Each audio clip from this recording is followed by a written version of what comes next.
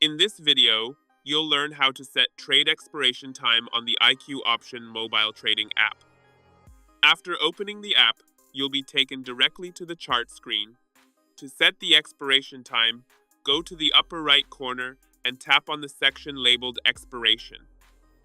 This will expand a menu on the left, showing various time intervals you can choose for your trades. The available expiration times range from 1 minute to 15 minutes or more. Selecting a time interval determines how long your trade will run.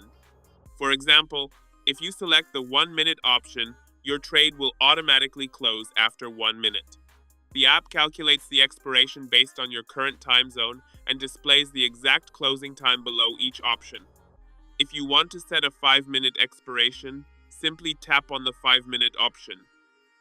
The app will show the precise time your trade will end, such as 15:45 if the current time is 15:40. Once the expiration is set, you can place a trade by choosing buy or sell and confirming it. The trade will then run and automatically close at the selected expiration time. This method allows you to control exactly when each trade will end.